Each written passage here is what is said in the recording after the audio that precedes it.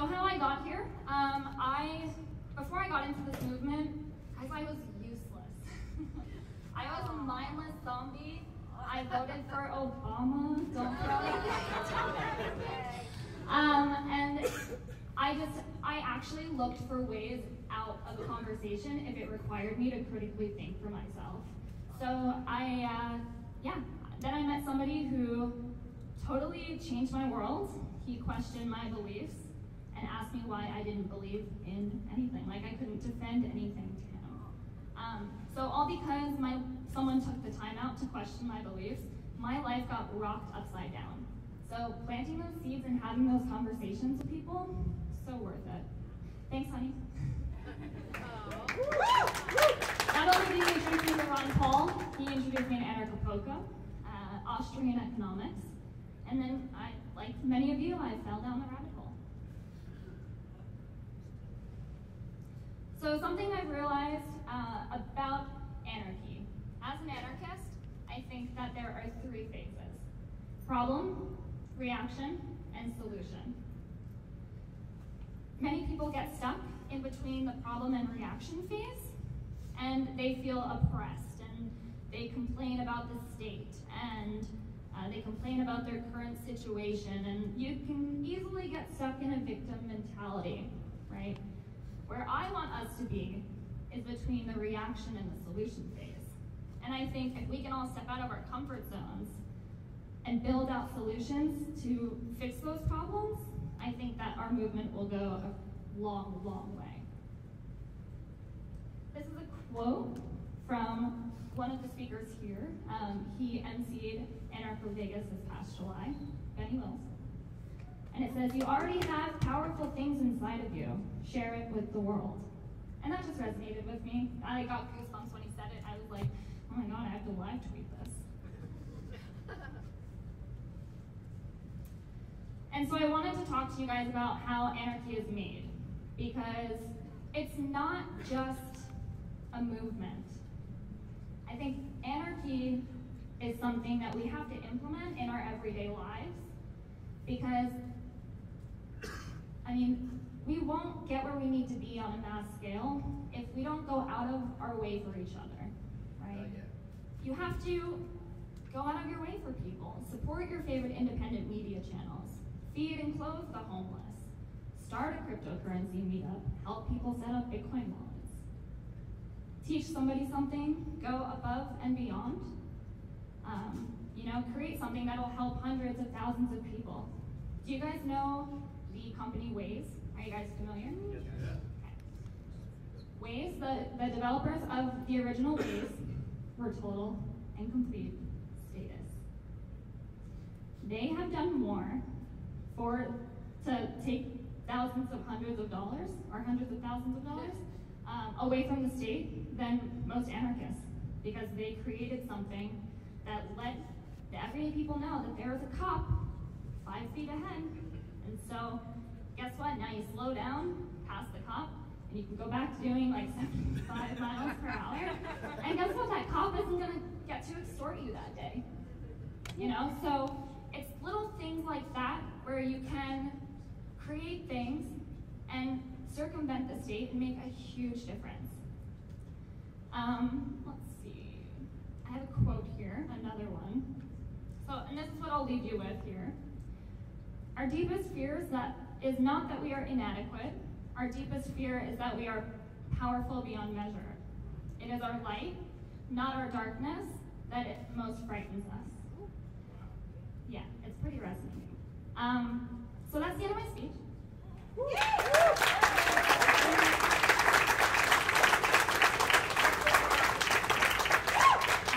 And I know Anarchadelphia put together something super special for all of us. So without further ado, I want to introduce John McAfee. What? Surprise! I knew you guys knew that shit was gonna happen. Yeah, so thanks to our boy Chris Rice over here. I don't know if I'm allowed to say it, because you might be like arrested or something on the way home. But John McAfee himself has decided to give us all a message about how we can use. Oh shit! Sorry. Yo, can you turn off your music off? Oh shit, this is great. All right, well, there might be some background music here. That's pretty sweet. techno. So John himself is going to give a speech about how we can use crypto and how we actually have been misusing it up until this point, because there's a way bigger thing that we have to realize. But the cool thing too is this is an exclusive thing we recorded specifically for this event. Yeah. Yeah. He's the man. Round of applause for John McAfee. You want to full screen that? From a secret location. He's in a 10-floor room. Yeah, he really is. All you're going to hear is the tinfoil in the background. They'll explain it, but yeah. All right, ready? Yep.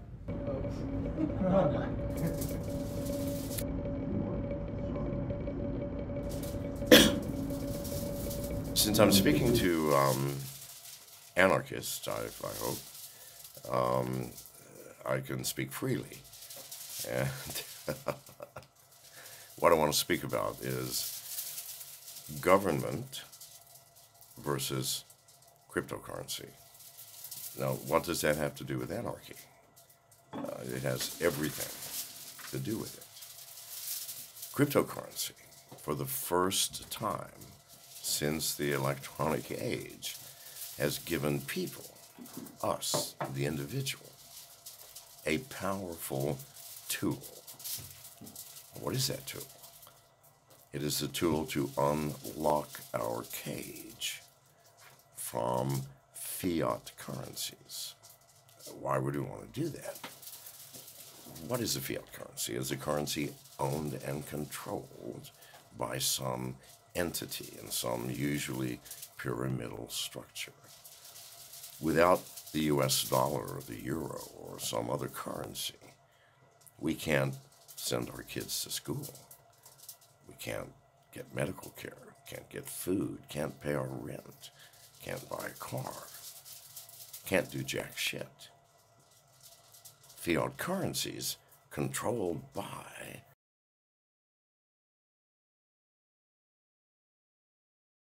that entity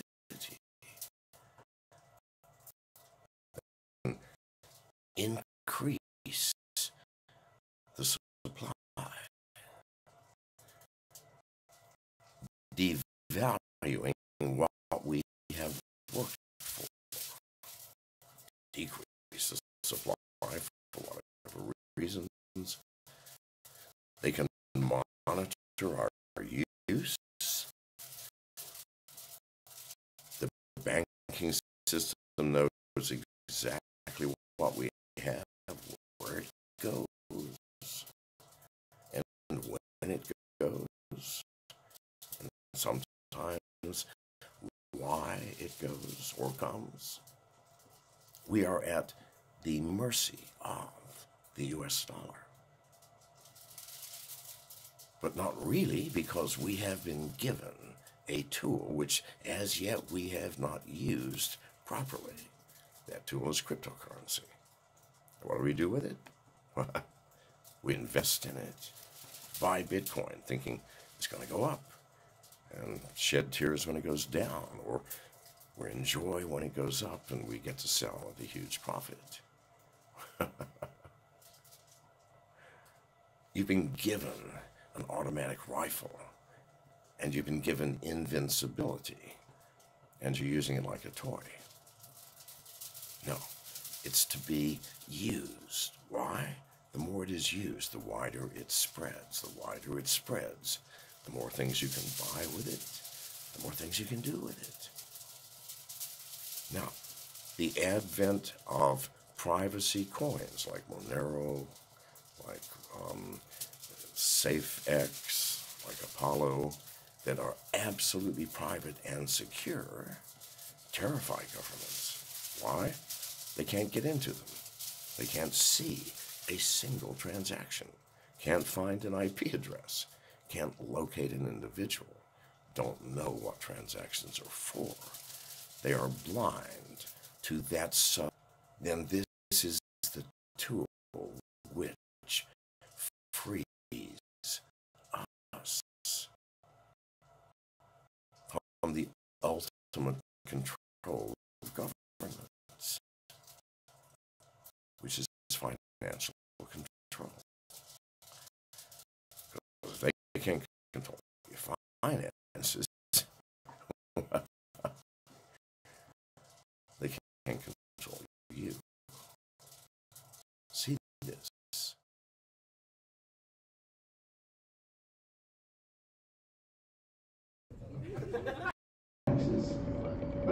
Use cryptocurrency and privacy coins and distributed exchanges which cannot be shut down by government.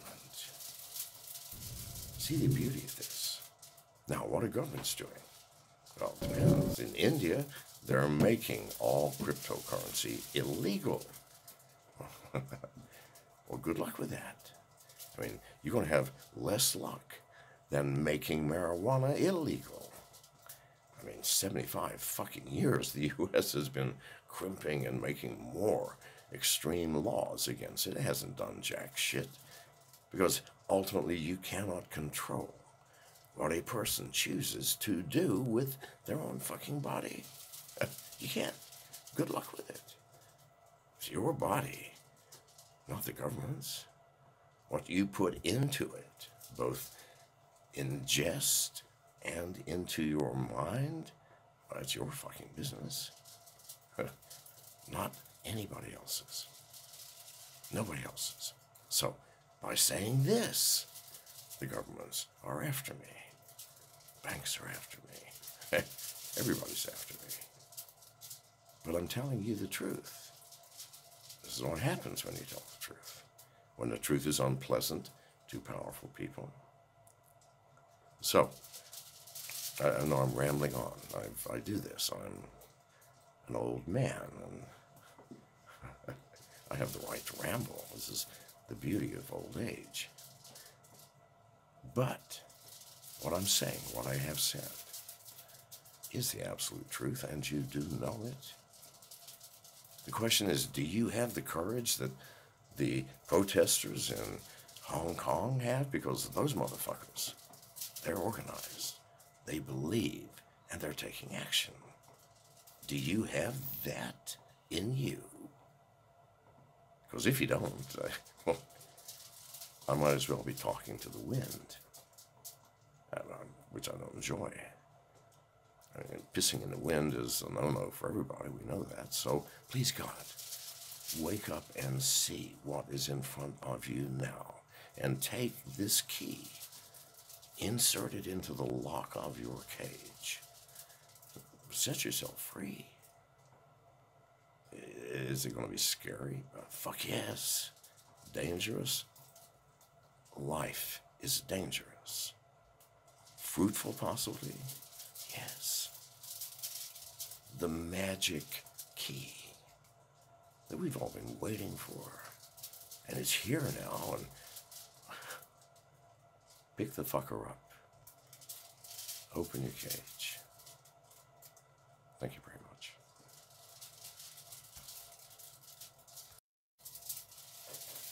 Good morning, John McAfee. Since I'm speaking... Chris runs crypto. For more McAfee radio.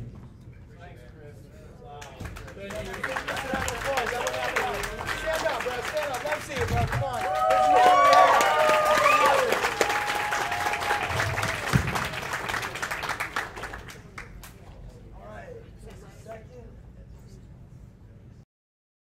Now setting up for our all media panel. If you'll give us a moment, we just got to re-mic the stage. What did everyone think about John McAfee?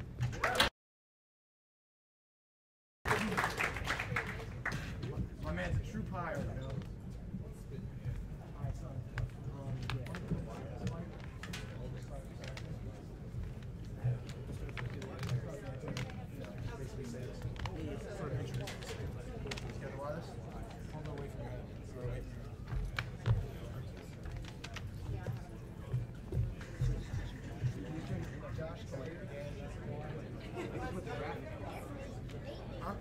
Put the all media graphic up on the thing. No, let's get a shiny.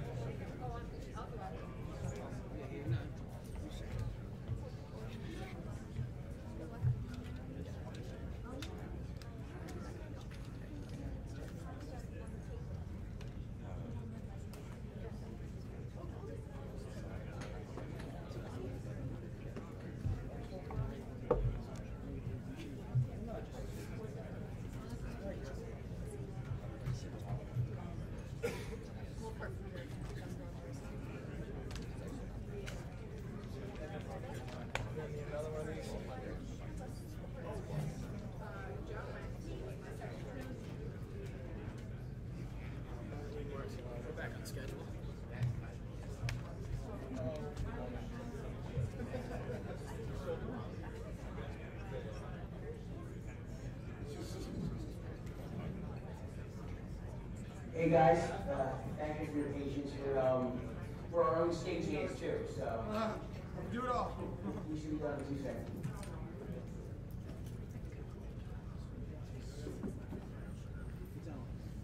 Yo, we need another chair.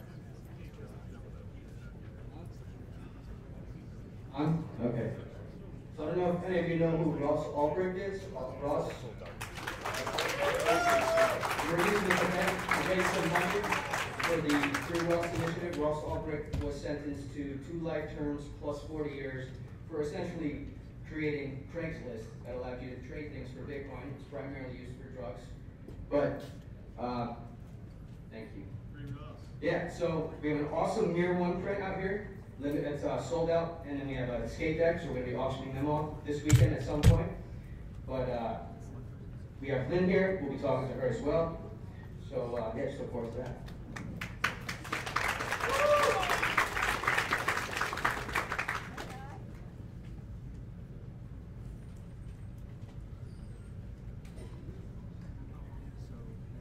All right, so who here remembers being on Facebook in like 2010 and every single conspiracy theory video was at the top of your Facebook feed? Who logged into Facebook yesterday and saw ads for like Disney movies after you just watched a 9/11 like, you know, how it's impossible video? Because that stuff's driving me crazy, and we're starting to realize that our weapons, our information weapons that we used to utilize, are slowly becoming obsolete. We're losing the ability to basically communicate with each other outside of the bubble that, you know, the algorithms put us in, and we're in the position now where we have to figure out some sort of alternative. It's funny, I was talking to Derek Rose, and I'm like, "What's the new way, dude?" The new way is the old way. You gotta go out and like in person and like knock on people's doors and shit. See if it works. So apparently that's going to be where our approach is going to start having to be, which is another reason why we do this conference. Because as much as we put out content on our channels and stuff like that, you only get as much exposure as you're allowed to get, you know what I mean? So we figured bringing people together in person and creating these networks is one of the main ways to get a solution out there to where we can actually make some of this shit happen. So without further ado, we're going to bring on our alt media panel to talk about these issues and how they're getting around them and what they think we should do in the future. You want to introduce them? Yep. Use the wireless mic. Well, Pat has it, so. Right here, bro. Is it off? Yeah, once we get the sound ready, we're going to have a alternative media panel.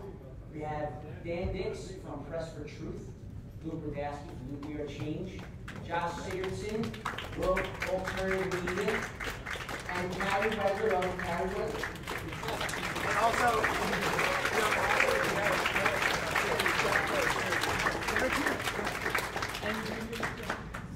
and of course, Derek Rose. Let's get you all here. Come on. Scoot over. Line dance. Line dance. And Jason Logan, Press for the Truth. All right. You're proud too. Good. All right, we're trying to mic you up the best we could. There's a lot of you, so just good job.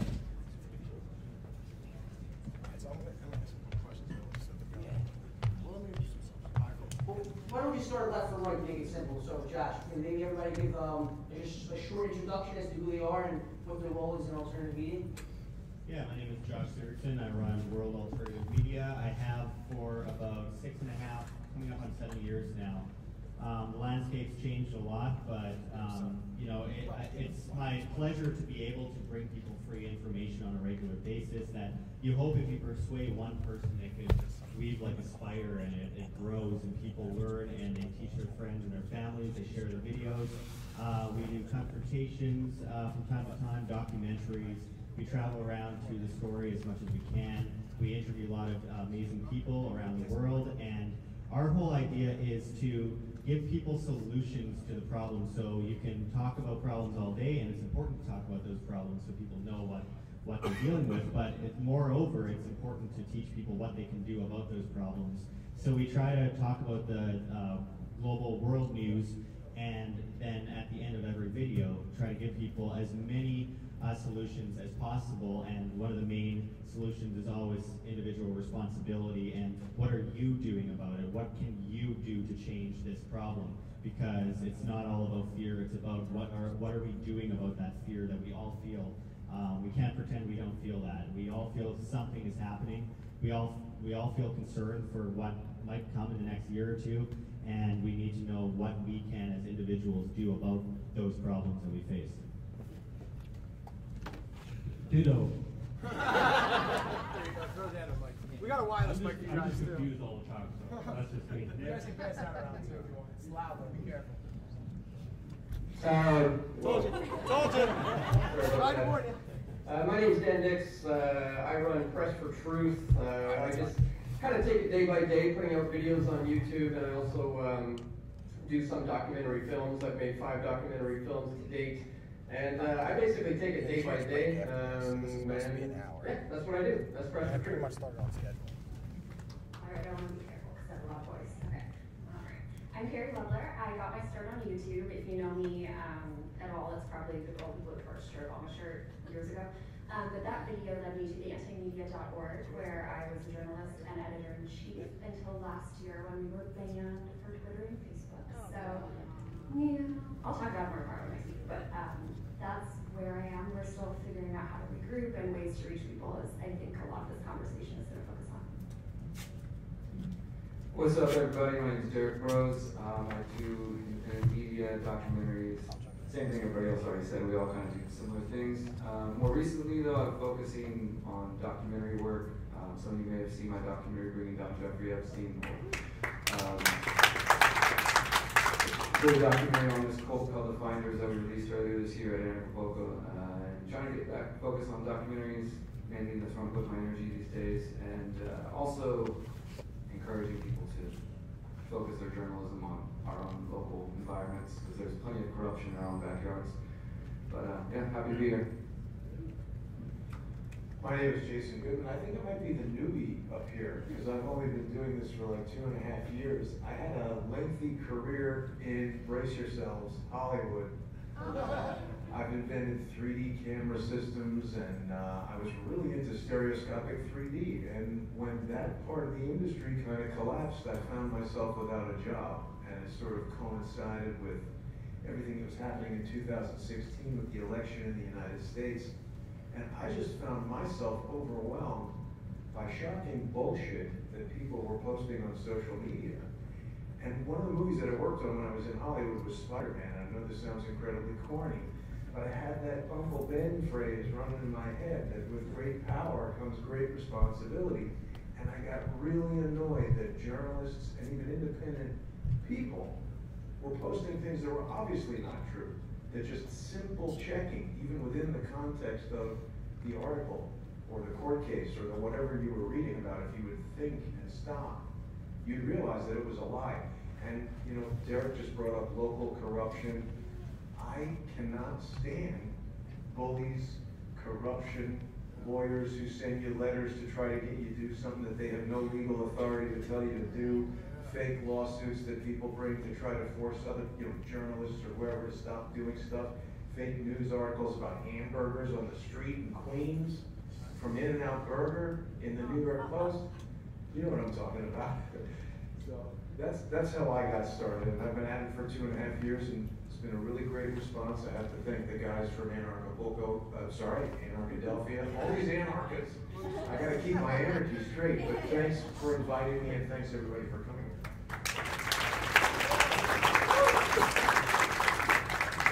And thank you guys for coming out here. Everyone knows you guys have a busy schedule, and it's hard to make it in this space. Me and Carrie actually had an interesting conversation last night. It's very easy in these types of things to kind of get into a circle jerk, so to speak. And everybody, we're doing great. We're all looking into things that the mainstream media isn't looking into. But to be frank, I'm doing my overall question to the panel.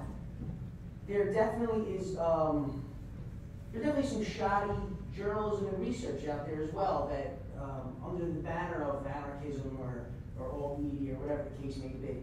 There's there are just people that are probably well intended and very enthusiastic, but maybe don't dot all their I's and cross their T's. So I just kind of wanted to open this up to the panel if anybody has a perspective on this, but how do you feel as though people in alternative media? How do we keep ourselves in check? I mean, how do we hold ourselves to the journalistic standards that the New York Times or the Washington Post ostensibly claim to have? Right.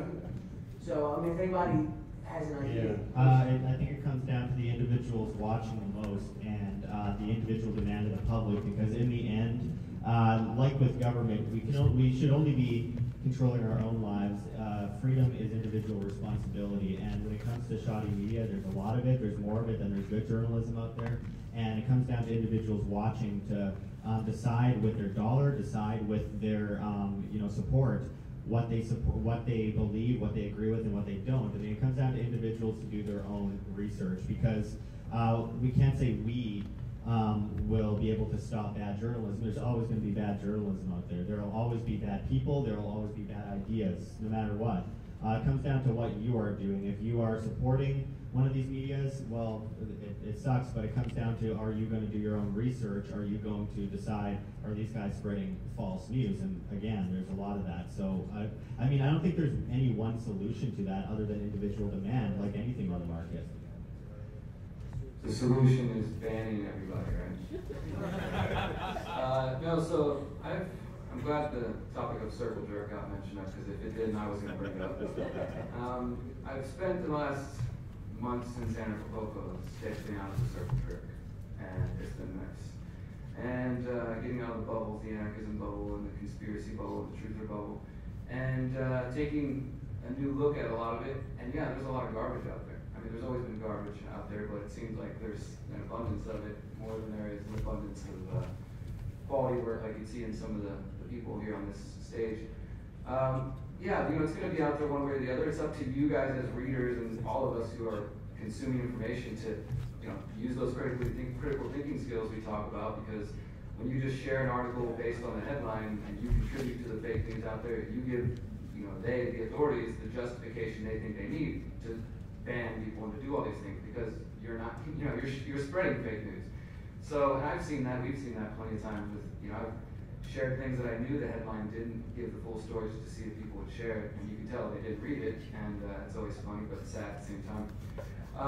Yeah, so I just trying to, as far as I know, none of us here have a background in journalism other than our friend Ford Fisher, so I think it's important, what I feel personally upon me is to sharpen the saw, as it were. So I take a lot of free online journalism courses, and some of these are from BS journalism schools, but I just try to learn everything I can from everywhere, because I got into this after watching 9/11 Truth Rising and watching Luke on the street, and damn, okay, I'll just go get my camera and go to the Federal Reserve and talk shit to the cops. And it worked. And then after a while I was like, wait, I want to learn more about this. I want to learn how to write articles and how to put this all together. And I was doing things that I didn't even have the language for. I eventually got a job at the radio show I have in Houston, and I learned, what copy means and what all these different terms. Like, oh, I was already doing that. There's phrases for these things that I would have learned if I had gone that more traditional route. So personally, I definitely take my name and my reputation journalistically seriously, and any article that I have out there, I stand by everything there. I can, prove all of it, or at least show you where my information is coming from. And I think it's just, again, it's on us as journalists and people who take up that mantle, whether you're a YouTuber or writing articles or putting documentaries, and those of us who are consuming that information, to step up our game, because otherwise, we're already there. We're already there. Facebook, Snopes, all these people, the reason that most of us here are struggling, at least in more than we were a couple years ago, is because they decided they want to tell you what's real and what's fake. And part of that is because people were sharing fake crap, So we've all played a role in this, and the only way it's going to change is if we continue to think critically and share things and put out material that's factual and call out the stuff that's bullshit. I have a few thoughts that are semi-related, but I want to try to remember them all. So first, as you mentioned, they're going to look for excuses to crack down on people. Fake news is a great reason, but I just want to add on just a caveat there. With anti-media, we were so meticulous about that. We were so careful, and we were still banned. So it's a dangerous environment, and I'm not going to speculate as to why. I'm sure many people have many ideas, including myself, but right now we don't know. The second thing is, you mentioned critical thinking, you're mentioning do your own research. I just want to note that a lot of, say on any post I make, a lot of the comments of people saying that are actually sharing fake news. So So I think the sentiment is wonderful, the intention is great, but I think what we're lacking in our community, and this is something I've had to learn, being in charge of anti-media, was an ongoing process, and still learning it. We actually need to have the technical research skills. We can't just say research yourself. And this is coming from someone who went to public school. I'm sure a lot of us did. Maybe we didn't necessarily learn all the skills we needed to really thoroughly process information. So I think it's not just the sentiment of we need to do our own research. It's like we need to learn how to do our own research. And then the last thing I wanted to say is just that talking about this sharing fake news, sharing things that are maybe not all the way truthful or that have holes or, you know, or connecting dots that aren't there, is that that usually tends to coincide with the narrative that the government is all powerful. And it really can be disheartening for people when we're sharing things, say about like mass shootings, and it's like, oh, the government coordinated this entire thing, and like maybe we don't have all the evidence, but we know that it happened. Well, what is that telling people? That it's so powerful, they can coordinate mass casualty events. And like, maybe that's true, but unless we have all the evidence for it, I think it's really harmful just for people's outlook on the world. It can be really scary when you're reading constant stories of just like, there's no hope. Look at how evil and powerful and insurmountable the current paradigm is. And I think that that is a real consequence of the fake news we're talking about that doesn't get discussed a lot. And I want to credit Justin King / Boba Fett column for that insight, because I've definitely taken it from him. There's a couple interesting things that people have brought up this right here. Sonny said we want to have the journalistic integrity of the Washington Post and the New York Times. Ostensibly, I said it's what they claim, not what Totally they have. disagree. Because, you know, and you're talking about evidence. That's the key, is evidence. The first thing that I do when someone says, oh, you know, such and such a thing happened, I say, well, how do you know that? Do we have a video of that person saying that? Have we spoken to that person? Well, I read it here, I read it there, they spread it around. So one of the things that I tried to do when I started Crowdsource the Truth, the idea was I was just going to find a particular news story and then, you know, present that and take feedback from the audience, but not, you know, Jason's a Mossad agent, you know, kill that Jew, or all the kind of feedback that I'm getting. I'm talking about fact, evidence-based stuff. So I tried for a long time to kind of moderate the chats to keep these ad hominem and just angry, negative comments out. Totally impossible.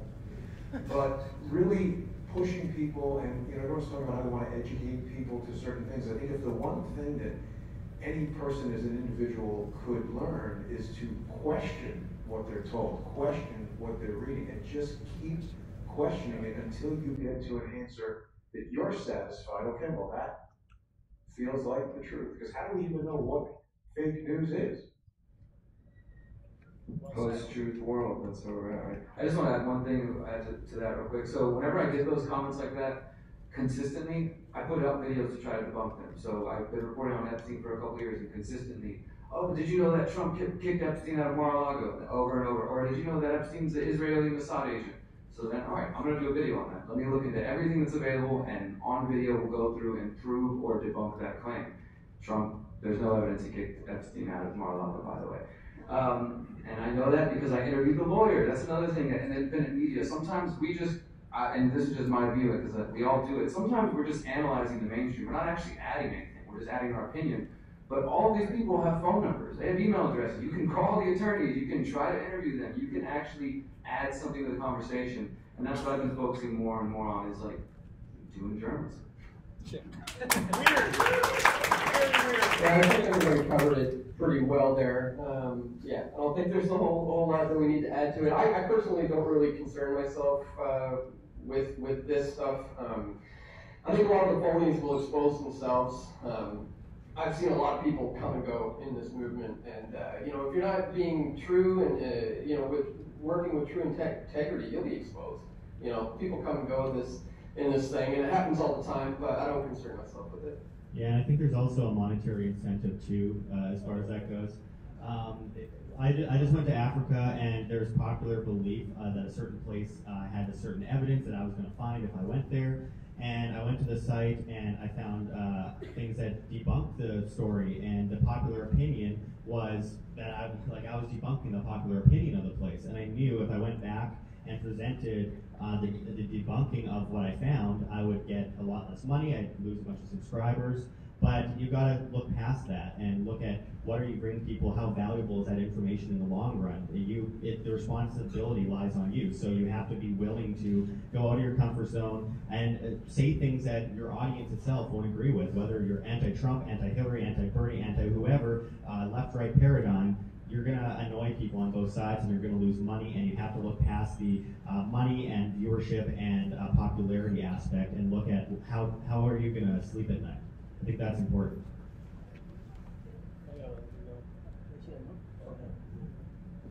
Sorry, we're on budget. I think there was some great feedback. One thing I kind of wanted to touch on something Dan said. He said that the phonies will eventually expose themselves, and I mean that may be true, but I mean it seems to be a lot of phonies that make a living right now. I mean they've been exposed a number of times, and it doesn't seem to affect anything. Rachel that out. I mean, listen, it's very easy to throw stones at those people. I mean, I don't think many people here are Rachel Maddow fans, but I would think. But I think it happens. We're all susceptible to it. We all have our own blind spots. What I wanted to ask you guys, as journalists, have you ever had an experience in which maybe you, I don't know, maybe you, during the course of a story, something came to light that challenged your worldview, or something you may have had a blind spot to, something that maybe required you to swallow your pride on a previously stated opinion? Because, I mean, I think that's what it really comes down to, is people get entrenched. It's not about the actual facts presented, it's about the emotional attachment that people seem to have to their ideologies or their opinions. So, I mean, as journalists, that's something that we have to deal with as well. So just, do any of you have any experience with that? Karen? I think someone does. Oh, yeah. Oh, did you shut it off? Yeah, I did. No, it's on. Can you tell we're amateurs, by the way? Yeah, I want to be the first to admit this, and I shared this story in my speech at Anarchadelphia last year, but I think it's really important, and it was really embarrassing for me, and I want to share it because this has been part of my learning process. So it was 2015, and I was working on a story for Anti-Media. I had come across, there was some nuclear meltdown about 20 miles from where I grew up in Los Angeles. It was in Simi Valley. It was in the 1950s. The government lied about it, covered it up. The company in charge working with the Department of Energy covered it up. And to this day, I get emails from people saying, like, there's three-eyed frogs in my stream by my house, you know, very serious stuff. And I did a two-part, very in-depth piece on it. I was looking at all the studies, I was looking at all the original reports, I was looking at all the history. But then, I'm feeling pretty good about myself. I'm like, this is important, I'm doing real research. And then I reached out to one of the researchers who had conducted one of the studies that I had cited. And I just wanted more input. I was like, what can you tell me about this? And I got the most scathing email in response. He had read my article. He was like, you completely misquoted this study. You're misrepresenting information. And he, of course, thought I was doing it maliciously. I wasn't. I've been caught up in a lot of stuff, and I misread it, and I misquoted it. And then later, I got an email from someone I had mentioned in the story, and I mixed up the illness or the cancer they had. And that was such an important experience for me because I was like really embarrassed because I always pride myself on being accurate and being responsible. And it was like, combined like a 10-page story broken into 2 5-page articles. But if you go back and look at them, there's all these corrections, like editor update at the bottom, because I had to correct it. I had to be honest about it. But I feel like that really brought me back down to earth because Anti-Media was doing so well at that time, and we were growing like thousands of subscribers every day, and I felt really good. I was like, I know what I'm doing. And it was really nice to be put in my place, and that is one of the reasons I became so serious about factual reporting. And I don't know if that's exactly what you're talking about, but it definitely challenged not only my perception of myself as a journalist, but just the level of focus that really is required to be responsible about reporting information.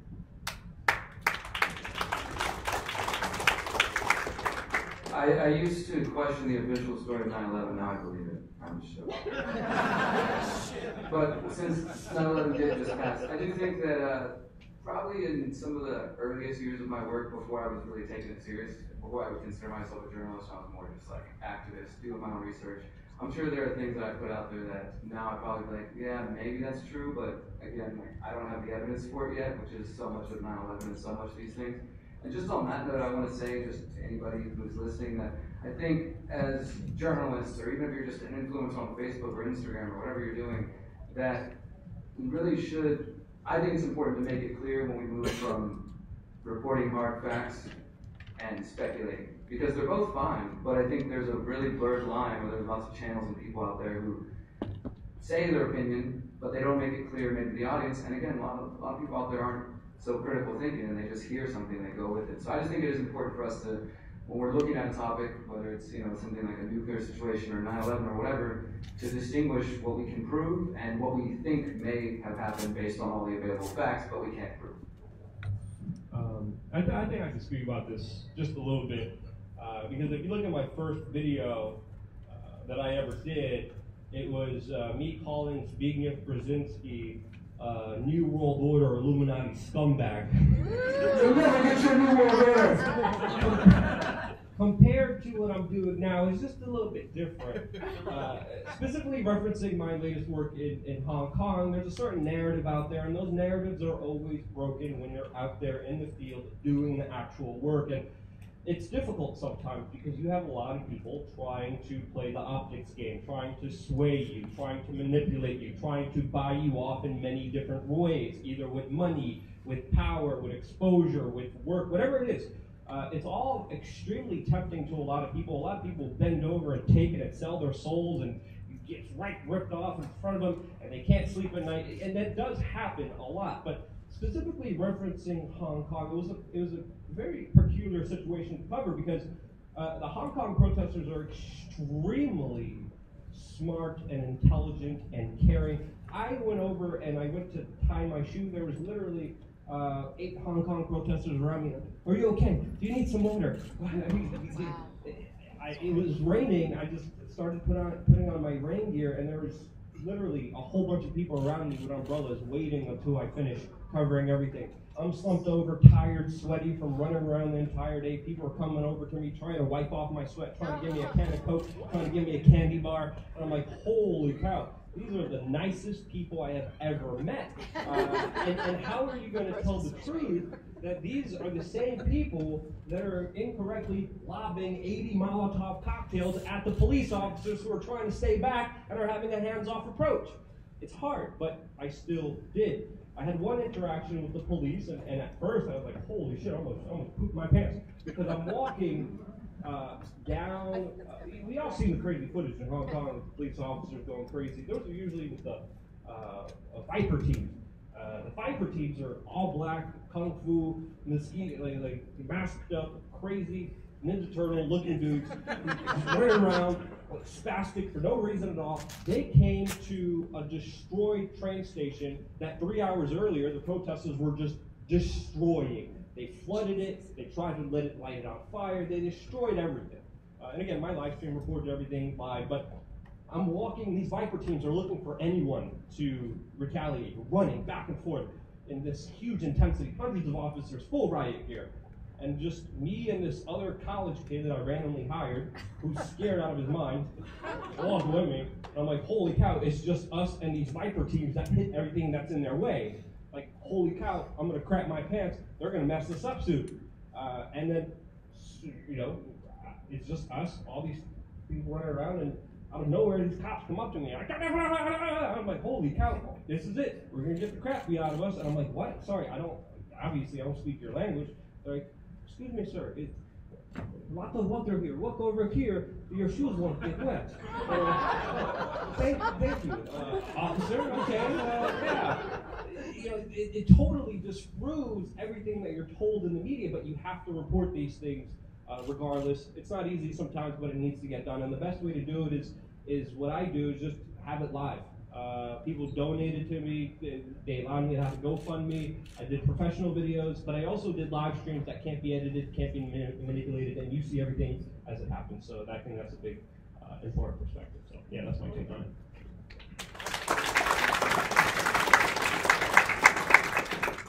All right, so I have a question for you guys. So, know as much as I do about technology, it sucks because you really understand how easy it is to straight turn us off as far as the social media filter.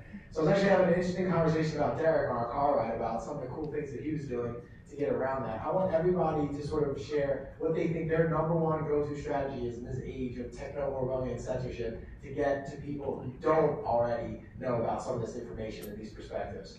Yeah, so one thing I have to make a point of is that long term I'm optimistic, and I usually bring a very optimistic message to the stage, and I am optimistic overall long term. But short term, not so much. I would have to say that basically almost everyone, if not everyone on this stage, will be deleted off of YouTube in the next year and a half. There's no getting around that. We're going to be gone. And I think one thing that's really important, well, there's two things. First of all, it's what we as independent media are doing about it to ensure that we actually can catalog our work and bring our audience to different alternatives. And there's a lot of great alternatives. Float.app is doing excellent work. I'm really excited to see what happens in the near future with them.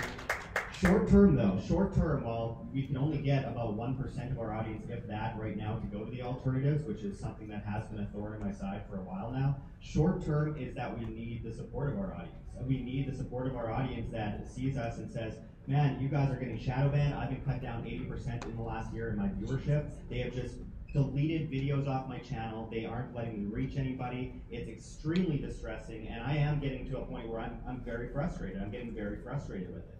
Long term, again, very optimistic. Short term, I have a really bad feeling about the next year and a half. So with that said, I think it's really important for the time being that people give $1, pledge $1, $2. That's all it takes. I mean, if everyone gave like $1 out of my channel, it's 133,000 people. By the way, I've been stuck at 133,000 subscribers for months now because they cut me down to less subscribers than I got in my first month on YouTube 6.5 years ago. So at this point, it's like $1. That's all it takes. $2, $5. Yeah, and crypto is a huge alternative going forward as well. But at the time, for the time being, as it stands in 2019, in September 2019, we need the support of our viewers more than ever, and I think everyone can afford to give $1 single a month. So that's where a lot of my frustration comes from. Long term, it's on us to be the change we wish to see. Long term, it's on us to bring our audience and other people to these new alternatives, and we will destroy the mainstream media. We will, but in the next year and a half, we will all be deleted, and all you will see on YouTube is Fox News, CNN, all of the mainstream medias, and we will not be able to get around that without the support of the people watching, and that's my bottom line, 100%.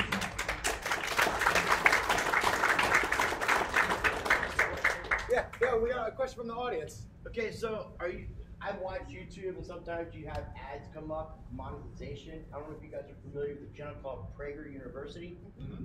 Have you seen any of the commercials that Prager is putting out right now? For crypto, yeah, right? No, they're putting out the fact that they're suing the government. Or they're suing YouTube. Excuse me. They're suing YouTube. So Prager University is a non-profit, and these guys are putting out. We put out content that's questionable. Yeah, I mean, honestly, we do. And as far as censorship can be concerned with YouTube. So Prager University, they're actually putting out videos that have been demonetized and have been taken off of YouTube and listed as like in the same category as pornography and violence. And these people are not talking about anything that's even on the edge that we're at. Videos about Christianity and just like normal, very middle-aged subjects. Nothing that's left or right, nothing that's causing too much of an issue. So these guys are suing YouTube because YouTube, there's a catch-22. What you're saying could be correct, could be, but we could change that whole fucking thing. And the way this thing works is YouTube can either be a public forum, which gives everybody a voice, or they're a publisher, and they can limit the content. You can't be both. You can't be both. But right now with the Prager University case, it's deciding whether YouTube can be both.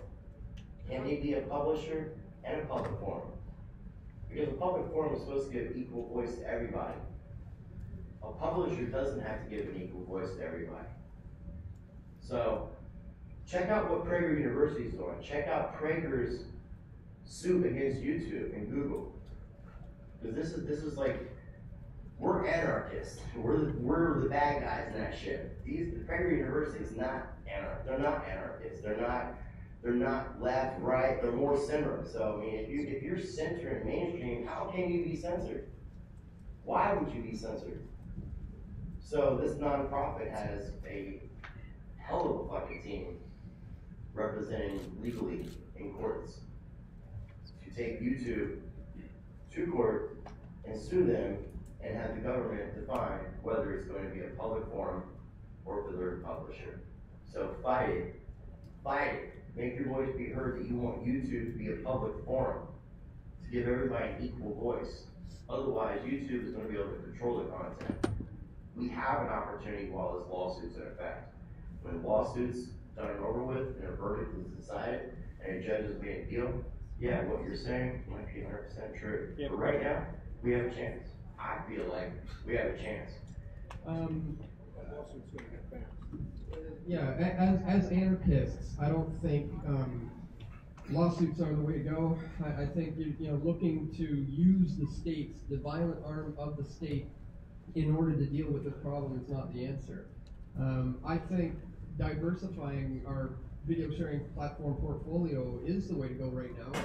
We need to migrate our audiences off of YouTube and onto Float.app and BitChute and Minds and all kinds of really great alternatives are popping up right now.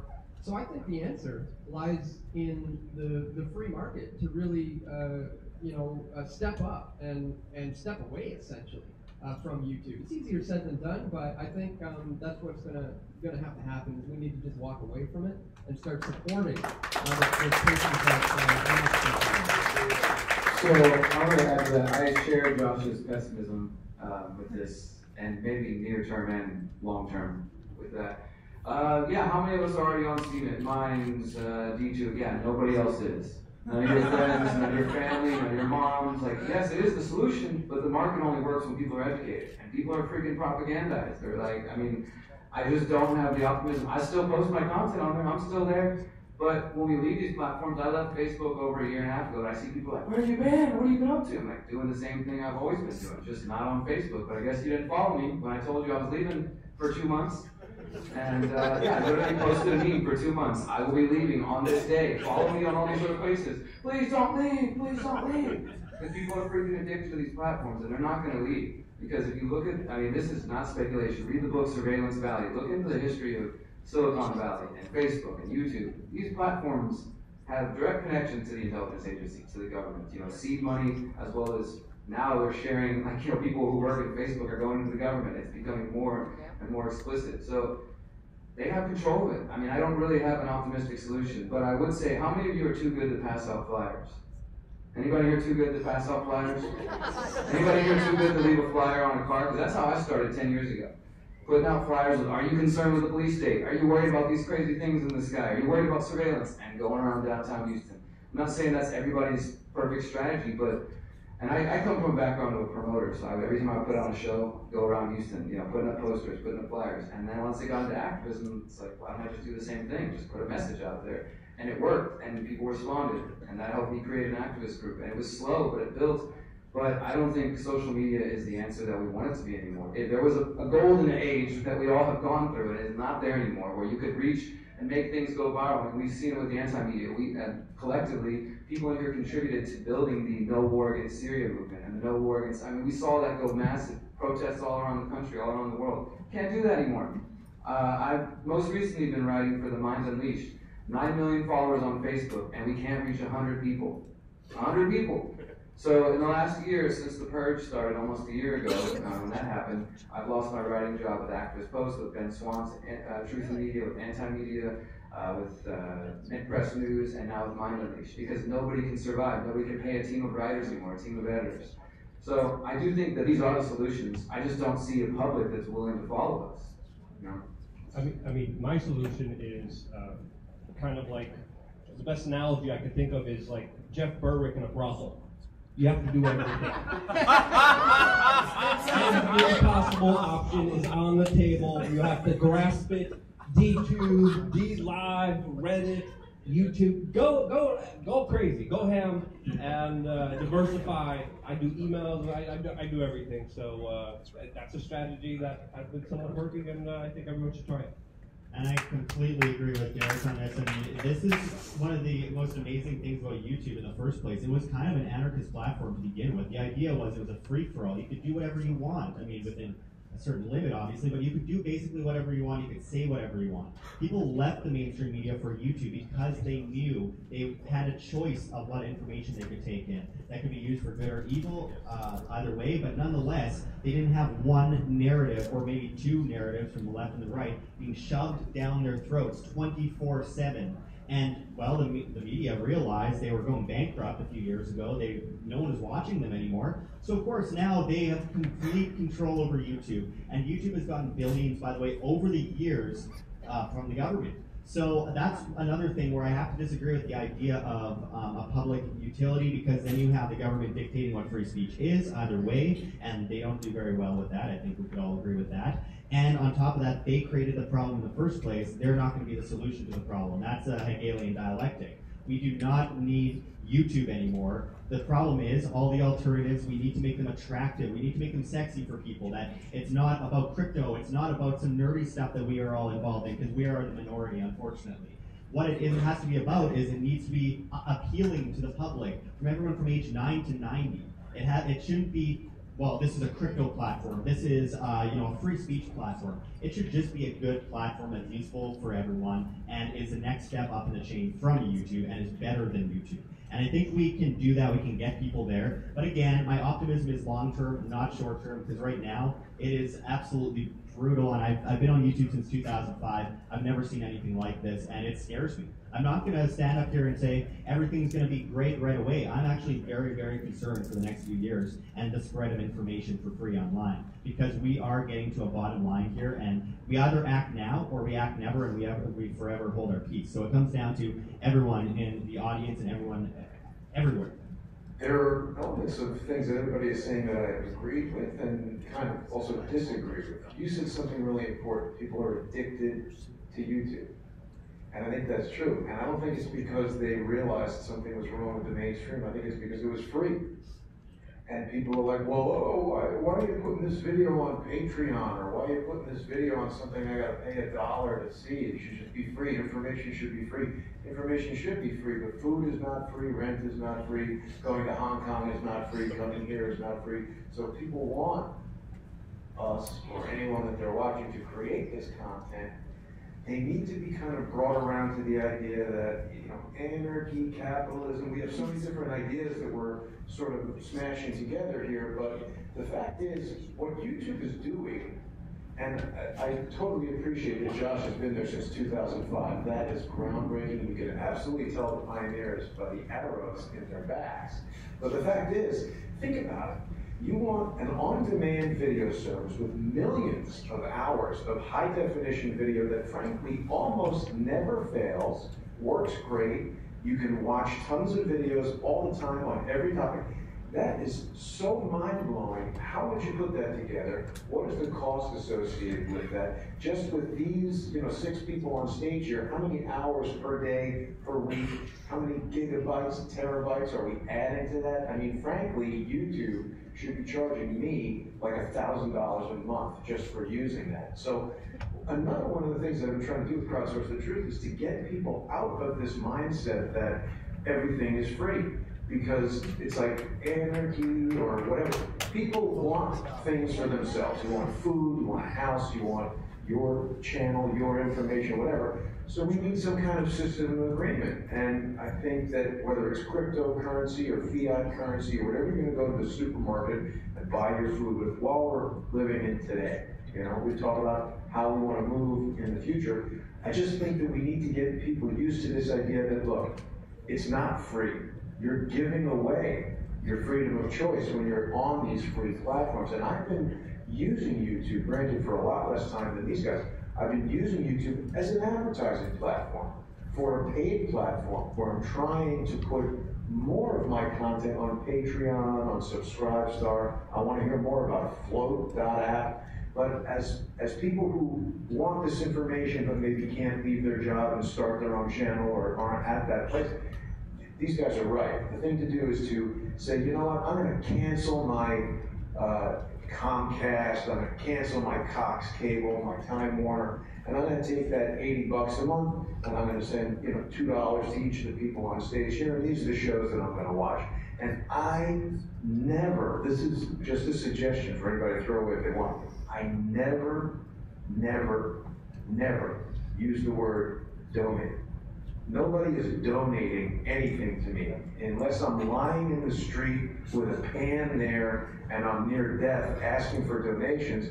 People become sponsors of Crowdsource the Truth, because instead of going out and getting $1 million contract where Nike is going to have me tell people to buy shoes or whatever, the individuals are the sponsors, and that's the only way that the consumer of news can be sure that some big, huge financial interest is not having undue influence on the person giving you that information. And I don't mean that they're saying, Derek, you're going to talk about this, but when you're Tucker Carlson and you say, hey, wait a minute, there's a weird video of a helicopter landing in Vegas, and you go to Vegas to investigate, and somebody at Fox says, hey, dude, you like getting $5 million a year? Stop talking about Vegas. That's all they need to say. Tucker Carlson doesn't need to be part of a huge conspiracy. Sean Hannity, whoever you like, money. That's what keeps everybody in line. So when the money is coming from individuals, small amounts, $1, $2 a month, I think that's the way to solve it, is to get people out of this mindset of everything is free, because it just isn't.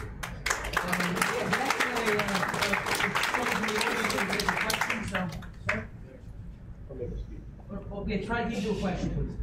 Well, sure. No, I wanted just to speak to that and ask a question about, you know, I don't think it's like, is it free or does it cost money?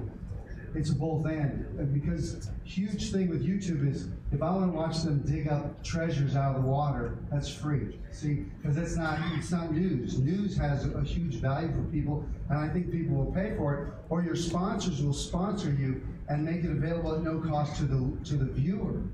So it's a both and. What sponsors? No, your advertisers. See. No, hang on a second.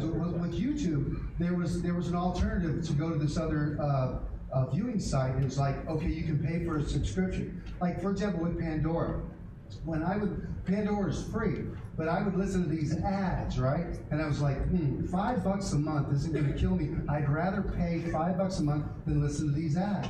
But I know that when something is free, it's not really free. I understand the economics. But some sponsor's getting advertisement, they're paying for it, and it serves them. So there's a value to free.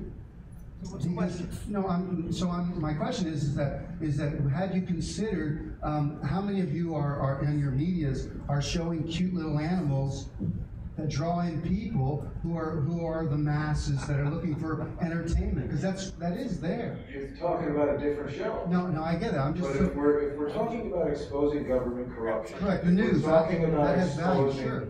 corporations that participated in 9/11. We're talking about corporations that are run by foreign interests that want to destroy this country. Guess what?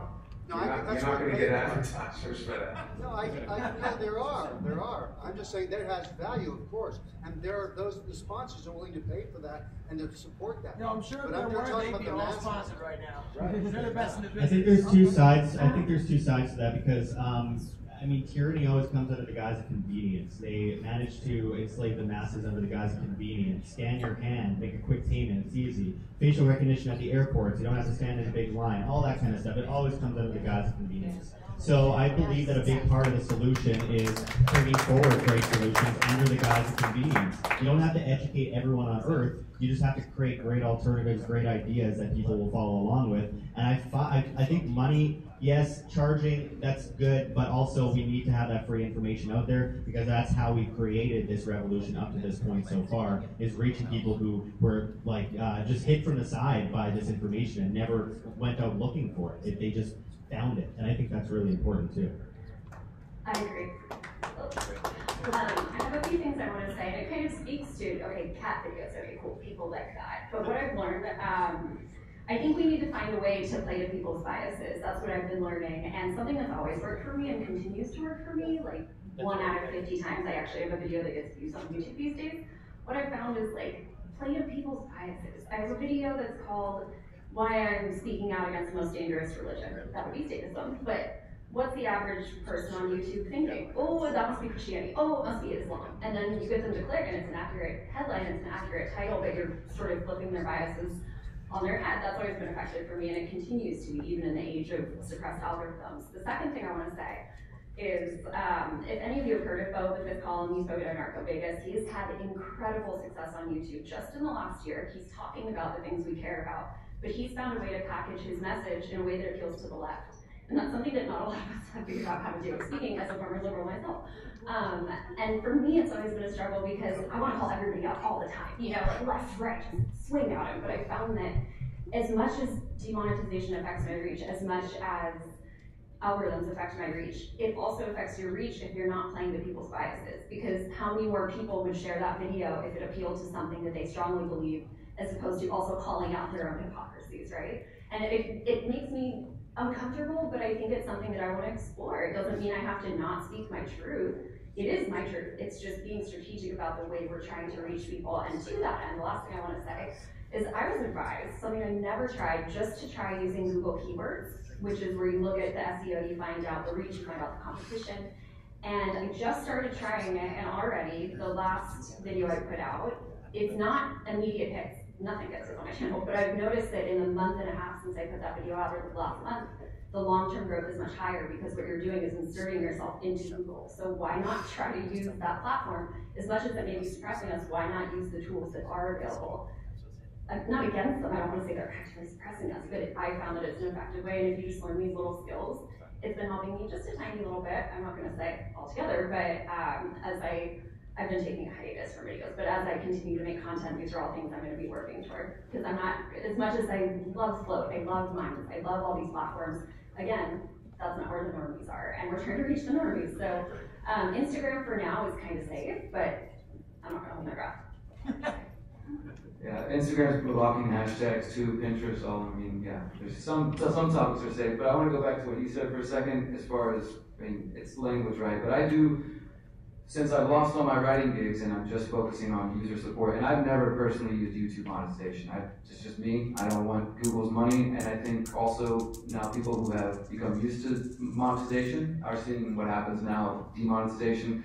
So I've never had to worry about that. They just suppress my views. They don't take any money away from me. I've always been either dependent on my own writing, painting, and I just did YouTube for free. But now that that's gone, I've been letting my supporters and audience know that this is an investment. I'm not asking you just to like fund my lifestyle. I'm saying if you want to invest in Epstein or this or that or make these trips or go there, then invest in me. Give me $1 so I can use this to go make that trip or to go file 100, buy documents that cost $100 to get them from the court that I don't have the money to spend. So it really is an investment, and also the problems that we're describing are perennial issues to journalism, because since the very beginning, as long as journalism has existed, it's always dependent on advertising dollars, whether you're talking about newspapers, up to YouTube now, and it's a system we haven't learned to get past. We thought, okay, we're moving past that, we had crypto sponsorships, we have these different things, none of them have worked.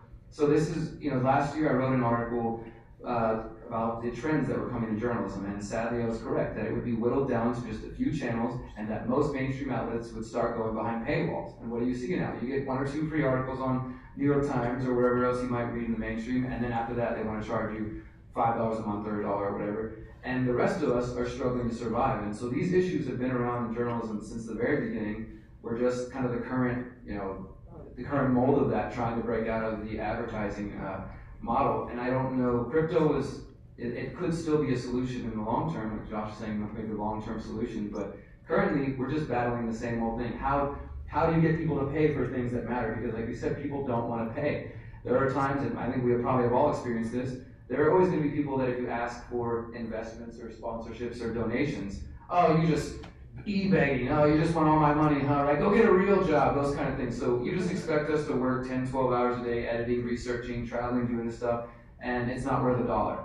It's not worth a coffee cup to you, a cup of coffee to you. That's how some people are, and that's what we have to face when we're like, all right, I got to pay bills, I want to eat this week, and I also want to report on this really important thing. Well, eventually we might have to go find day jobs to survive or do other things that are going to take us away, and before you know it, if we don't have support, there won't be anything left on YouTube. And it's already at that point. Anybody tried to search 9/11 on YouTube recently or any controversial topics, all you get is MSNBC, CNN. You have to go page 10 and beyond to try to find anything. So, I mean, we're at that point now that if there's no support coming from the audience and, you know, the people listening, we're going to be gone very soon. Well, and they're deleting 9/11 videos too, just straight deleting them and giving people community guideline strikes now for inciting violence, which I got about a week ago, by the way. Video 3 years old, I posted with Richard Gage, I'm sure many of you have heard of him, and it was very tame, talking about physics. And what happened is 3 years later, they changed the terms of services. It's still not against them, but nonetheless, 3 years later they do that. And they just took down my video. I was on the other side of the world, so it happened at 2:11 a.m. on Pacific time, where I usually am. And I'm on the other side of the world. I just happened to be awake to see the email that said, we took down your video and gave you a community guideline strike. No dispute process or anything. So again, we will be gone in the next year and a half or so. I'm 100% sure about that. It's sad. I don't want to believe it, but it's true. And it comes down to what people do about it. I'm trying to raise money right now to go to Iraq, and I still can't get any money. Apparently, not enough people want me dead. But I think it really does come down to the audience, and they went after monetization first, and then when that wasn't working because people were getting sponsorships, then they went full shadow banning and cut down viewership 80 to 90% on everyone's videos. So you can have millions of subscribers at this point, and you go live on YouTube and you're reaching at the most 150 people live. I mean, does anyone actually buy that makes any sense at all, that you have all these subscribers and no one is seeing your videos? I mean, it's gotten to a point where it's completely ridiculous. So it comes down to the individuals and what we develop on the market long term, because we are the solution and we all work our butts off. I know I work about 18 hours a day to get this stuff out, and it's killing me because the harder I work, the more they come down on me. So I need you guys, all of you, not just for myself, for every other independent media up here and all the other independent medias out there that can't make it today. We need you guys to help in any way you can, $1, $2. And yeah, donation or sponsor, whatever it might be, whatever you might call it, it's how we keep the flow of information alive going down the road. Because if we don't do something now, it'll be too late very soon, and we need to do something immediately. Derek's taking half days, 10 hours, 12 hours, you get to it, man. Yeah. Well, but so what you're talking about, Josh, is essentially exactly the same thing. They cut the views, and if you're getting 150 people looking at a video, no sponsor is going to come and sponsor you. So, I mean, even here in the audience, I appreciate the comments from the gentleman who was talking about fishing videos, but you know, the fishing guy had to go buy a GoPro. He had to buy a memory chip. He had to put it in his computer and sit there and edit it and upload it and get the account and pay for the electricity, and to whatever extent he's spending his time. He bought a boat, put gasoline in it. If you're watching the video, see, because I went to visit Mike Adams, the health ranger, and Alex Jones does this also. These guys are making videos, and then they had like a vitamin factory. And I was like, well, wait a minute, are you in the vitamin business or are you a video broadcaster? Because I didn't have time. First I started trying to make t-shirts. And I would put like, you know, the graphics that I make for my shows, or sometimes like comedy images of the people that I'm talking about, who now want to sue me for selling their images on t-shirts. I made $178 in 2 years from selling t-shirts, so this is going to be a massive lawsuit. But the point is, having all these peripheral products where, you know, some sponsor is paying you, and oh, this person's getting sponsored, I'll just watch the video. What I'm talking about is direct to the consumer. If you're consuming the information, if you're viewing the information, and you want to make sure, even if there is a sponsor, if your water filter sponsor or your freeze-dried meal sponsor, or whoever, they don't like your story about, non-GMO or, the GMO or whatever in the freeze-dried meals, they're going to say, hey, I was talking to a friend of mine who writes for a pharmaceutical magazine, and he assured me that the pharmaceutical sponsors have no influence over the editorial content. And I said, really? How about the fact that if they stopped sponsoring you, there would be no editorial content? So even if you don't know it, the sponsors have an influence over the information. The only way to stop that is for every single person who's watching to be a micro-sponsor. Distribute. I actually I want to ask you a question about that, though, because you mentioned it's obviously sponsors, you run the risk of being beholden to a sponsor, or if you say something that upsets them, you lose the sponsor. Can you guys hear me, by the way? Yep. At the same time, talking about these micro sponsorships, you're kind of at risk at the same thing. I mean, if you gain an audience that has a particular worldview, you still run the risk of saying something or writing something or putting something out that goes contrary to that. I mean, it's I don't know. I mean, I just want to throw it to you guys, and Luke's got something. But how do you think? What do you think about that? Yeah, and there's government sock puppet accounts with whole government programs going on right now, trying to steer the conversation, trying to steer your ideas with comments. So you have to understand that it's a fine balance, and you just have to be yourself. You just have to be a stubborn a-hole sometimes, which I am, and a lot of people here on stage know that. I am a very stubborn person, but I am who I am. Take me as you want. You may like me or hate me, but I dedicated myself towards one job, and that's showing a side of the story that you won't get anywhere else. Other than that, decide for yourself. But it's a big, important perspective to understand here that our consciousness and our perspectives are being manipulated, not just with the like counts, not just with the view counts, but specifically with the comment section of where they're trying to shift how people think people are even thinking. So that's a whole nother level that we have to understand here when looking at everything, because anything could be manipulated, specifically on YouTube, specifically with view counts, specifically with them deciding what is popular and what is not. So we gotta understand, step outside the box. The controlled grid matrix system is a lot bigger than we think. Well, the one thing I kind of wanted to say though was, I mean, that's a very good point. But in terms of just take the conspiracy away from it, assume that the government isn't going to interfere. You still will run into situations like, look at someone like Alex Jones. Alex Jones has a fan base with a very specific worldview. Whether that's right or wrong is besides the point. They have a very specific worldview, and he runs the risk of alienating certain people that he, that support him if he doesn't say that, Hillary Clinton is the priestess of a pedophile cult or something like that. That you really can't back up with factual evidence. I just think that I just wonder if you guys ever thought about that, how you guys manage your audience expectations and what you guys are, what situations you've run into in which you may have had to go against the grain in your own fan base.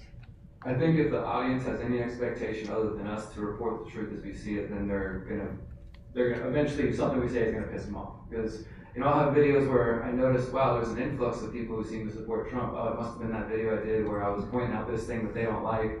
And then the next video I'm calling out Trump or something and they're like, oh, screw you. And I notice like they want to make sure to let you know they're going to unsubscribe, first of all. They can't just leave the room, they have to yell loudly as they leave. But it doesn't affect me. I mean, like, I guess, yeah, like say the last couple months I've had it particularly good.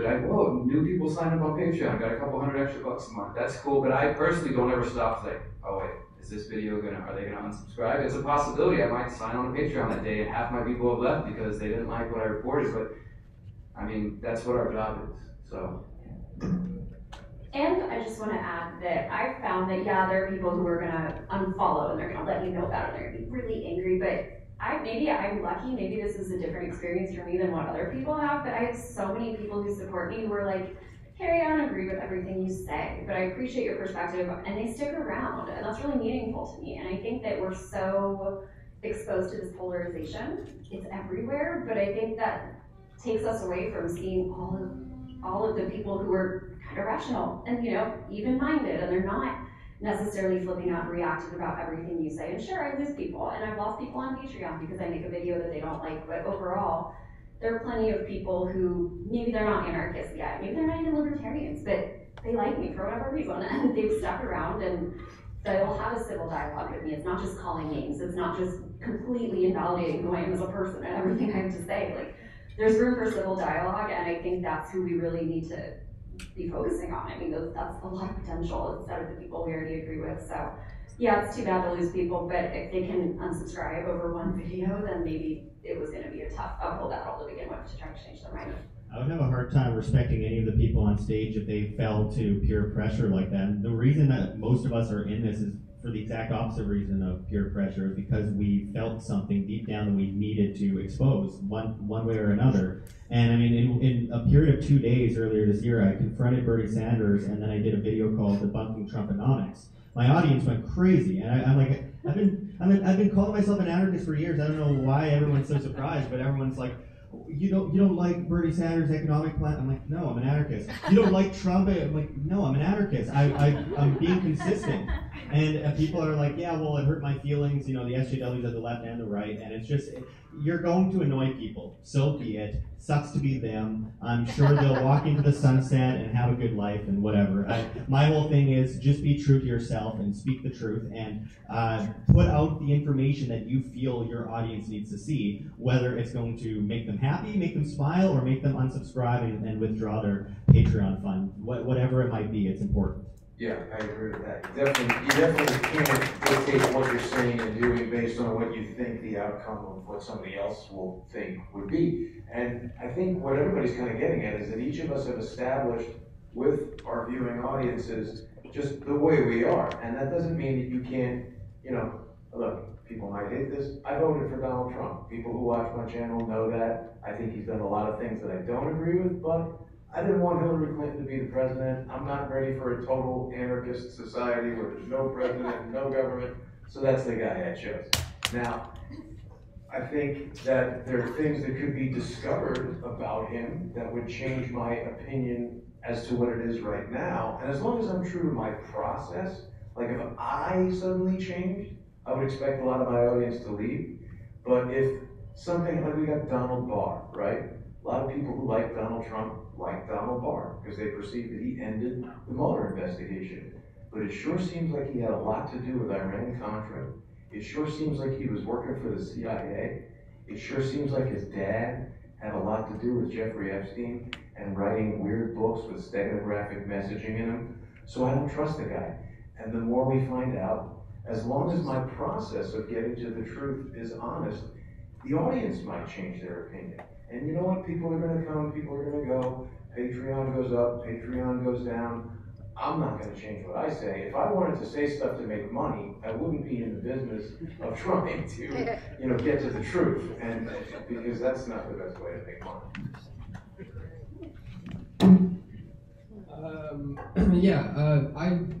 I recently have been getting a lot of unsubscribers. There's something I used to not really want to bring up. I would sort of censor myself a little bit on it, and then I realized I have to speak my truth. I have to be, I have to keep it real. And in what we do when it comes to news, I used to really not want to bring up anything spiritual. My spiritual beliefs, I would just not get into that. But eventually I realized, this is how I see the world. This is actually a big part of what I believe. And if I'm not speaking about that, then I'm not being true to myself.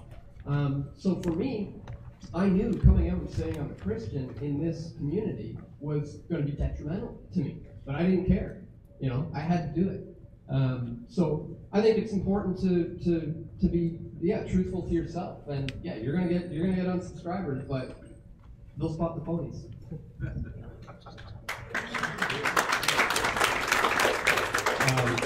If you're not pissing people off, you're not doing your job.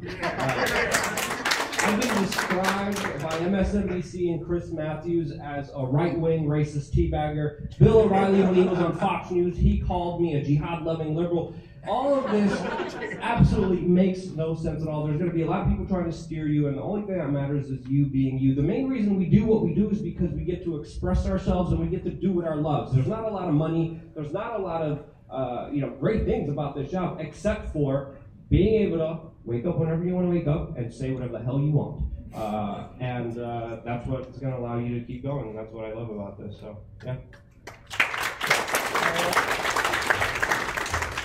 We actually have a question from one of our future speakers. So I'm Etienne de la Boissy. I wrote the book Understanding Our Slavery, and in the book, my thesis is that the government and the media are working together, and that the media is kind of an extension of organized crime. They're running a control of perception program. That control of perception program is that the government is legitimate, that it's legitimate that we're robbing you, it's legitimate that we get to take your money, it's legitimate just because we had this election, and at the same time, there's giving you the legitimacy of the government and the electoral process. They're hiding from you through distraction, deception, hundreds, you've got 6 companies running hundreds of subsidiaries and kind of like the old media, which is the News Corp, Disney, Fox, Vivendi, etc. And then you've got probably about 24 companies in the new media, which is Google, YouTube,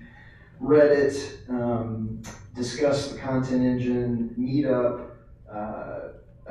Twitter, go on and on and on. And that people are now coming to the realization that it is fake news and you are getting a lot of fakery. So the question is, how do you get around this weaponized media system? How do you get the truth to the people? I'm just going to throw out a couple of out-of-the-box ideas to show some out-of-the-box thinking, but one of the things that I try and do is I put it on a flash drive, and I just allow people to download 8 gig of information that is half exposing the criminality of the government and half exposing the alternative of voluntarism and anarchy that is being hidden, that we don't need to have rulers, we don't need to have the government. The world is a self-organizing system. Everything the government does would be better provided by the market or freedom. But you can hand somebody a flash drive, and now it's hand-to-hand. You get right past the censorship. That's something else I want to point out. The final thing that I wanted to say is and I just noticed it. I don't know who did it. I wanted to thank them, whoever did it. But somebody set up a pirate box here, and so if you flip on your phone, you'll see a Wi-Fi connection called Anarchadelphia pirate box, and that pirate box is a web server that is serving all of the files on this flash drive right here in this room. And somebody has donated to my foundation, the Art of Liberty Foundation, $1,000 to put 10 of these pirate boxes into schools in New Hampshire, so that we just go right past the censorship. Kids flip on the pirate box and they get, this is what's being hidden from you. And so we're going to get around this censorship. There's no way it's going to stand. This is the information age. You can have 64 gigs, you can have 128 gigs on a flash drive. There's no way they're going to stop the signal. All this is going to be exposed. The media personalities that have been lying to you it's going to be exposed Stasi style. There's no way to stop the signal. It's coming through. So anyway,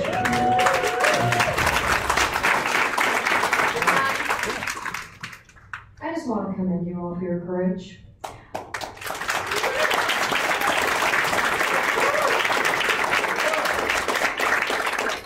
It's not easy to face the kind of hostility that you're getting. It's not easy to go to dangerous places. It's not easy to hang in there every day when you're being thwarted.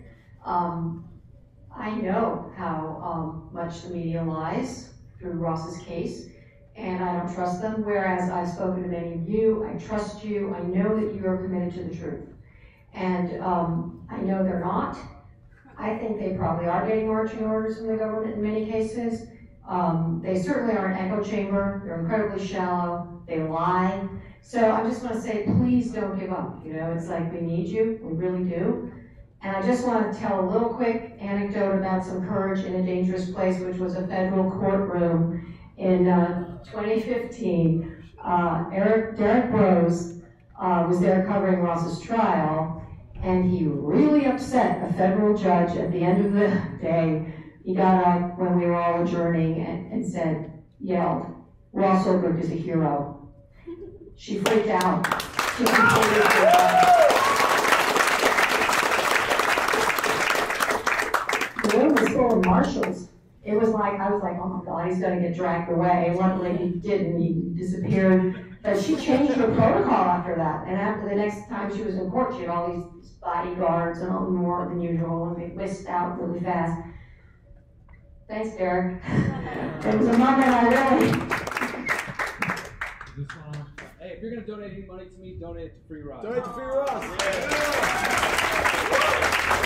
I do want to say that one of the main things that inspires me to keep moving and keep doing what I'm doing is people like Lynn. Because if anyone is working hard and traveling around day in, day out fighting, it's Lynn Ulbricht. And it's truly incredible, and I completely so I don't think anyone on the stage will give up. It's a very, very hard journey to I wouldn't call it success, to prevailing in what you're trying to do with your message. So, I mean, it's going to be a rough road ahead, but we will continue fighting, and we will keep fighting on. And against all odds, we will win eventually. It's just for the time being, it's not the greatest situation. And to Howard's point, and getting around the government, well, that's one of the main themes of Anarcho Vegas 2020. You can see Erin and Kingsley sitting over there. They're a little lonely, so go and buy some tickets after.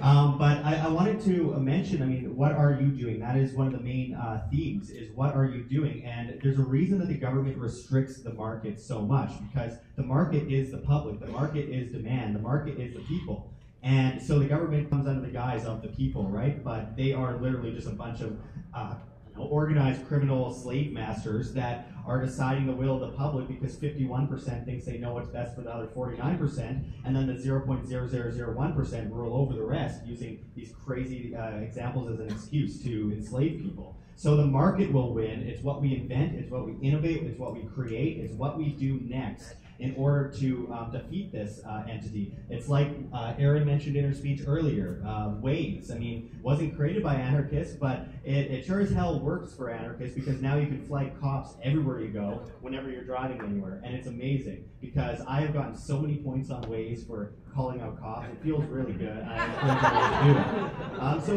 do it. So the solution will come from the marketplace, and by the marketplace, I mean you as individuals, what you create, what you innovate, what you put forward on the table that's better than the last thing. And then, like I said earlier, the solutions will come under the guise of convenience, just like tyranny. So you will create new convenient ways for people to gather, for people to communicate, for people to do whatever it might be. Airbnb, Uber, and all of those examples, to name a few. We will replace the government, and people will unwittingly accept it, just like they unwittingly accept the government control over them. So I have a lot of optimism going forward. But to Howard's point, what are we doing to get around it? That is the ultimate question, is what are we as individuals doing? Not what is your neighbor doing, what are you doing? And that is my answer to what Howard was asking earlier. And I just want to add one thing to what Howard was saying, which is the power of the media. But I just want to point out, how many of you remember just a couple months ago with the entire Iran tanker situation, where the media was parroting everything the Trump administration was saying about Iran being responsible for the tanker? People didn't buy it. Yeah, maybe some did, and sure, there were some comments of like, we have to assert ourselves, we, of course, the US government. But overall, there's so much skepticism. I don't want to take responsibility for that or take credit, any of us, but independent media as a whole has done a really good job, especially in the years where we had reach. We've sowed a lot of skepticism. So as much as the media is going to, it's going to keep going, it's dying, it's a giant monolith, and it's, I like to believe that it's breathing, it's gasping its last breath, same with the government. There's a lot of skepticism. It's not just everybody turns on the TV and they believe what they hear anymore, and I feel like that's progress. Yeah, I just want to add a couple of things. I think we're getting ready to wrap up. But on that point, the reason we're talking about censorship is because we were kicking ass. Because we were, like, I mean, we really were. There was, from 2012, 2013, 14, right up, I mean, honestly, we were talking, somebody mentioned earlier, the media was dying. I think it was you, Josh, that said it. You know what saved them? Donald Trump saved them. Yeah. Being able to talk about Trump all the time and get people listening. And you can go back to 2015, 2014 and see the numbers of CNN and all of them going down. And you can see our numbers going up. We were reaching hundreds of millions of people a week, a month. Like, we could see and compare the numbers and see that we were outpacing them and outreaching them. That's why we're being censored. So it shows that we are able to reach people. I do want to encourage people to think outside the box, like Howard's talking about. And again, like, nobody's too good to pass out a flyer. There's something that happens when you look somebody in the eyes and hand them a flyer, and some of them are going to be like, you're fucking crazy, get away from me. Others are going to be like, wow, do you live here? You're talking about this? I didn't know there was other people in my community. I've seen it happen hundreds, if not thousands of times. And just one note on what Lynn said. I don't know if you saw the article, Lynn, when they mentioned that. They described me as they said, dreadlock supporter of Ross Solbrock. Yelled out Ross is a hero, and they said something about marijuana smoking and the smelling of marijuana or something like that. That's Newsweek for you. But the other thing I just want to mention that's important to me and becoming more important to me recently is the impetus is on you guys as much as us, all of us that consume things, because I know that for me, I consume everybody else's work. I always check out what you guys are up to see what's going on, because I don't like to create content that like, all right, Josh's already talking about, Luke's already talking about, Dan's talking about it, I'm going to find something different to talk about. You know, it's already been covered ad nauseum. But there is a danger that I've been seeing of what my friend James Corbett refers to as infotainment, conspiratainment. How many of us get sucked in just, all right, what's TrueStream up to? What's Mark up to? Okay, what's Crowdsource? What's Carrie up to? I mean, I do this, and I'm like, okay, but what am I doing? I mean, there are some folks who consume this, and it becomes an obsession. And I think it can become sort of a short circuit to taking action, because you want to watch every single documentary and consume all this and consume over and over and over. And yeah, we need the knowledge in order to go out there and to share it with other people, but make sure that there's action that goes along with that. That'd be my final thought. Thank you, guys.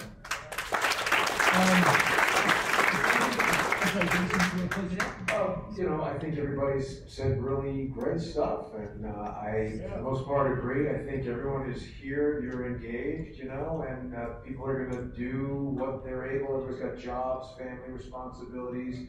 I get a lot of emails from people who are handicapped and things like that, can't leave their home. So sometimes they're watching to share it with other people, to send it with other people. Even that, you know, I mean, you and everybody here on the stage, obviously very energetic and healthy enough to go out and kind of grab this bull by the horns. But I really appreciate everybody who's even just coming here to participate and listen. Thank you guys. On the subject of marijuana smoke, we're about to go on our break. So, thank you guys. Thanks. Have a round of applause for Josh, Luke, Dan, Carrie, Derek, and Jason.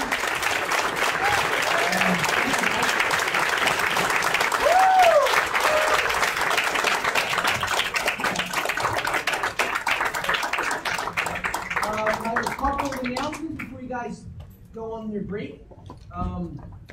Coming up next, we have Benny Wills, Sasha Dames, Colonel Newman. Oh, never mind.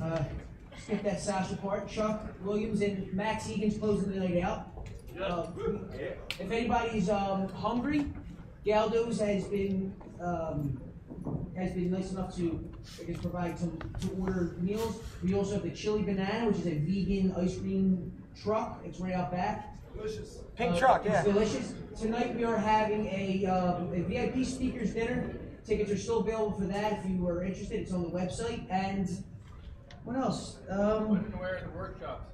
The workshops will be tomorrow and Sunday. Tomorrow and Sunday, and they're taking place here. So we essentially, this wall, or something comes out of the wall, splits this room in half, and then one half will be the workshops. So that's about it. We'll see you guys back around 4:45. Passing out.